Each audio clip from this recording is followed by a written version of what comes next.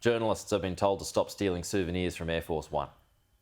So an inventory has found among the items missing, and if I came back from a US trip and I was speaking to Laura about this and I said, hey, Laura, I got a Joe Biden branded pillowcase. And you would think that's pretty cool, right? I would. Because I would say, hey, it's Sleepy Joe's pillowcase. So the pillowcases and glasses are the most popular ones to disappear, would you believe? Really? Yeah, so there's a thing. It must be a thing anyway. That's what I'm assuming. Why else would you take a pillowcase? Yeah. It's Sleepy Joe's. It's where he sleeps. Yeah.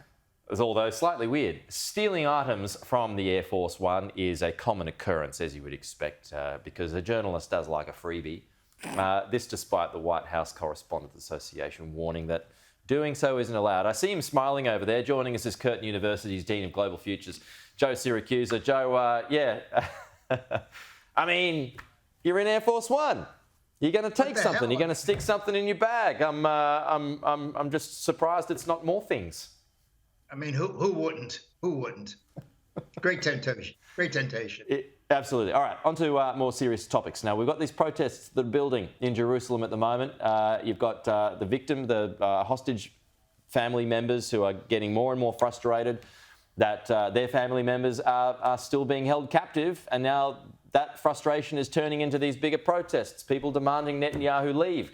Now, as I was talking to Dave Sharma about this a short time ago, there's no election on the horizon, so he's going to be there for a little while longer.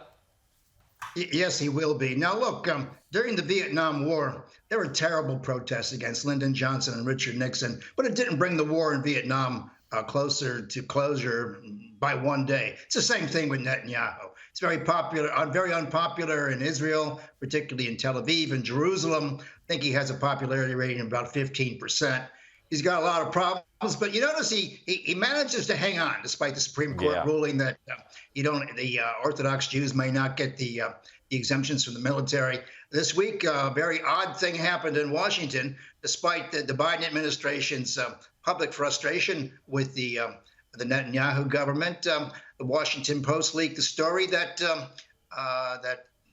Israel got everything it wanted. It got 1,800 2,000-pound bombs. I think 500-pound bombs, and it got 25 F-35s. Pete, those are $50 million a copy. You know, they got $3.8 billion in military stuff, despite the Biden administration talking about using its leverage over Netanyahu. So, Netanyahu continues to move on, despite being unpopular, despite public break in public diplomacy in the United States. He's able to hold on because no matter how much people hate this guy, he's probably in charge until the war in Gaza ends one way or the other. And of course, it's not ending well. It's gonna look pretty bad. He's being accused of everything else. So he's in a very difficult position. The United States diplomacy vis-a-vis, I think Israel has pretty much broken down. Yet Israel gets everything it wants. So, in a way, it's a very hard picture to unpackage. Now, we've got just onto the electoral race, Joe. Robert Kennedy, I mean, we talk about the third pick so many times over the past few weeks and months, and now we've got Robert Kennedy, his vice presidential pick, Nicole Shanahan. She's been labelled as a game changer. Why, in your view, is she?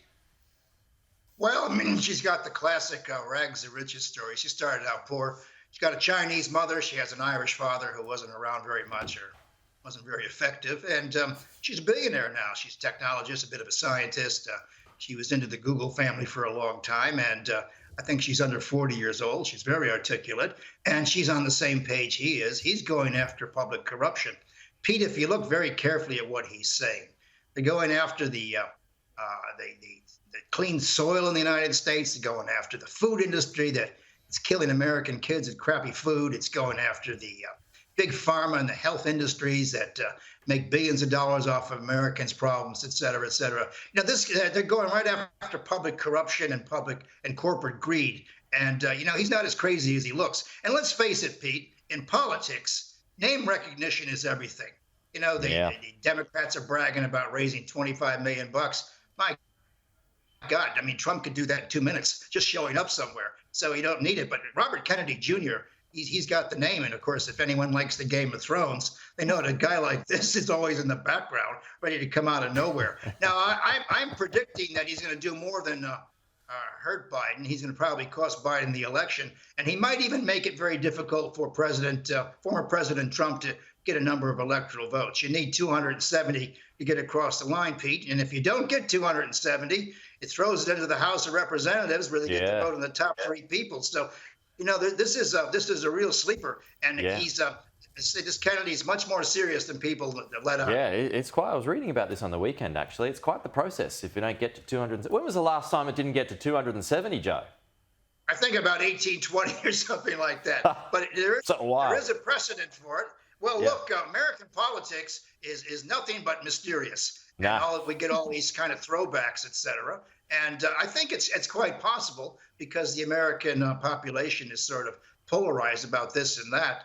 And I think, Robert Kennedy's party has about his followers that make up about 20% of the American people, maybe 24%, which would be the largest party in America. And he's got a lot of people looking his way. And of course, I think the big factor on election day is this.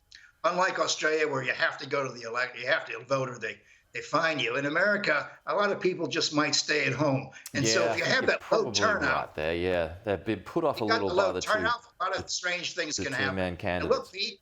Yeah, Joe, we're going to have to leave it there, I'm afraid. We're out of time.